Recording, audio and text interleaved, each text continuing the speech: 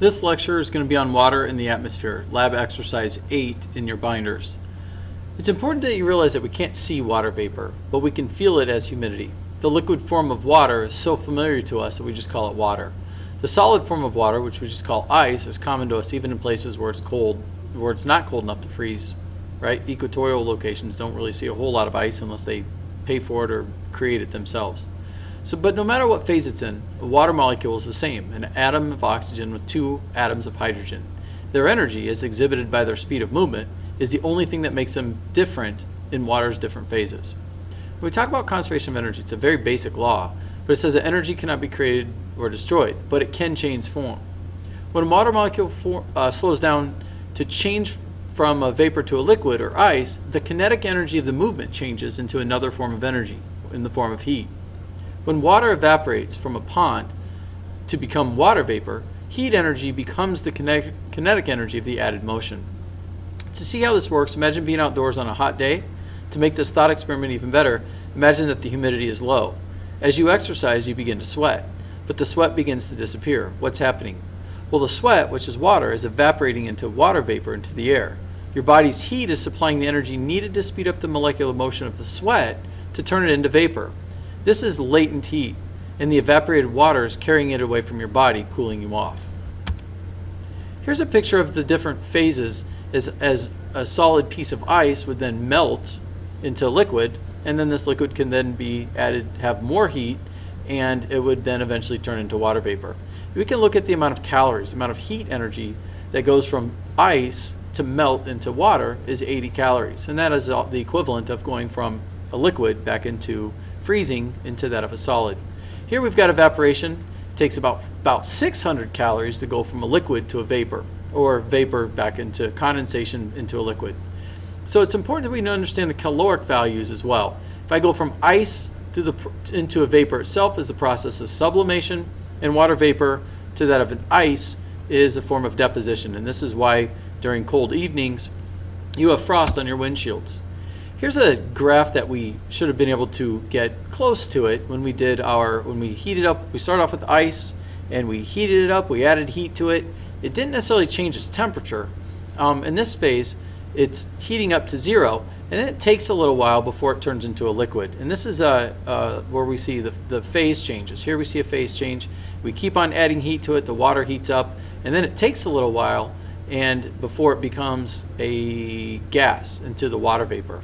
So here we have a very simple depicted graph where we have solid ice. Here we have a phase change, or the latent heat. We're seeing we're adding heat, but we are not changing its phase or its temperature. It's simply going into the energy to break the bonds, and that's what latent heat is. It's literally hidden heat. So as I heat up the water, I keep adding heat to it, it increases its temperature, then eventually we see a secondary form of latent heat or hidden heat, where that water then takes even more heat, not to change its temperature, but to break the bonds before it becomes a vapor. Here's relative humidity. The concept of relative humidity is very simple. It's the water vapor content ratio over the capacity of which the temperature or the water can be maximized. In this case, we call it a water vapor content ratio to capacity. The maximum amount of water vapor that the air can hold is its capacity.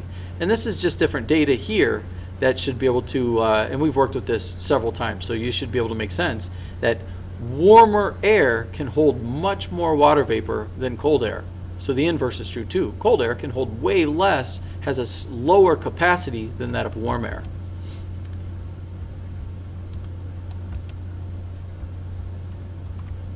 In this case, we should be able to identify these discussion questions, and you could be able to read these on your own.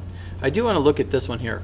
Would you feel more or less humidity during a summer day than a winter day in this area if the same relative humidity was 80%? So how would this water vapor compare? And if you look down here, the more humidity, there's way more humidity in the summer because warm air holds so much more water vapor. When we studied both relative humidity and dew point temperature, we used what's called a psychrometer, where we moved around both a wet and a dry bulb, and we got the atmospheric temperature, and we compared that to the temperature of the wet bulb, so we can compare the difference. And really what we're doing is we're able to compare the rate in which, or the amount of evaporation that took place to stabilize the wet bulb temperature. And from here, we could compare that difference. Here we've got a difference in temperature from the dry bulb minus the wet bulb temperature, and we could correlate this or align this with the temperature of the dry bulb temperature and find the relative humidity in the classroom or outside. And here's a way we could do that directly with dew point.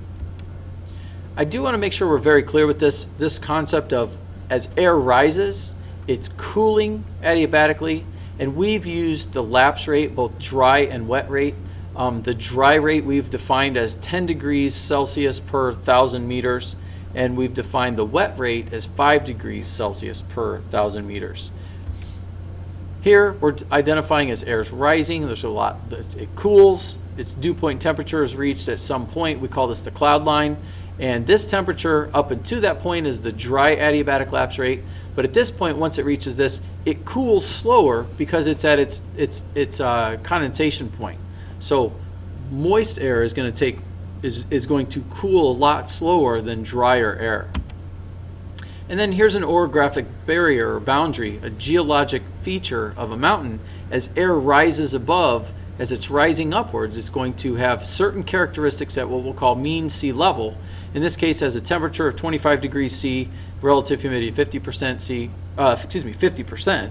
And as it rises, it reaches a certain elevation where clouds condense and form. It then precipitates or condenses, literally wrings out all the moisture before it then subsides or falls down on the leeward side of the slope, and it heats up at the dry adiabatic rate. So it's going to warm up a lot faster here than it took to cool down on its rise. So we've got a couple variables in play you need to make sure you're able to do. And then here are some questions, and here are some answers. You should be able to follow these on the PowerPoint itself. There's steps in the process of how to do it. And then here's yet another secondary way to solve these. Here's a practice set of problems, and here are your questions. Once again, it's an orographic barrier. Air rises, it's forced up the mountain into the summit's its highest point, and then it falls. So it starts off cooling at the dry adiabatic rate until it reaches a cloud line. Then it's going to cool at the wet rate, squeeze out all its moisture, and then it's going to fall and heat up again. And this is the leeward side, and this is where we have the rain shadow desert common to the leeward side of mountains themselves. And then here's the answer key for that.